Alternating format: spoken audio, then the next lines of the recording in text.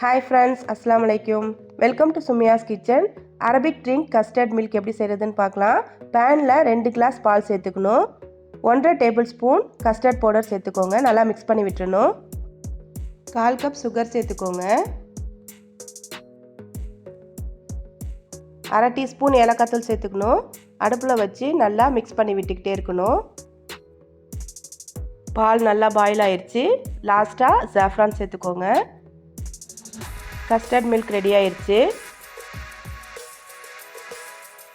Crush பண்ண பிஸ்தாவை சேர்த்துக்கணும். லைட்டாக ஜாஃப்ரான் சேர்த்துக்கோங்க. வின்டர் கஸ்டர்ட் மில்க் ரெடி ஆயிடுச்சு. கண்டிப்பாக ட்ரை பண்ணி பாருங்கள். இந்த வீடியோ பிடிச்சிருந்தா சுமியாஸ் கிச்சனை சப்ஸ்கிரைப் பண்ணிக்கோங்க. தேங்க்ஸ் ஃபார் வாட்சிங்.